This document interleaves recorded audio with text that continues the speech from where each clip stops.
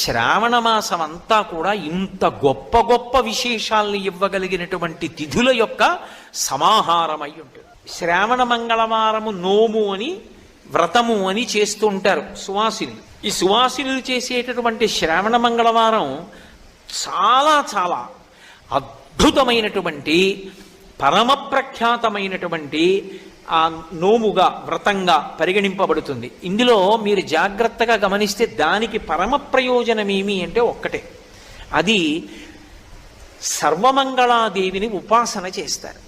ఈ సర్వమంగళాదేవిని ఉపాసన చెయ్యడము అనేటటువంటిది ఎప్పుడు చేస్తారంటే పెళ్లిలో ప్రారంభం అవుతుంది. పెళ్లిలో దీన్ని ఎంతో శ్రద్ధతో ఎవరు చేయిస్తారంటే తండ్రి దగ్గర కూర్చుంటాడు కన్యాదాత. అందుకే పెళ్లిలో వేదికంతా కూడా ఎవరిది అంటే ఆడపిల్లి వారిది, మగపిల్లి వారిది కాదు. నేను మీతో పరమసత్యం చెప్తున్నా.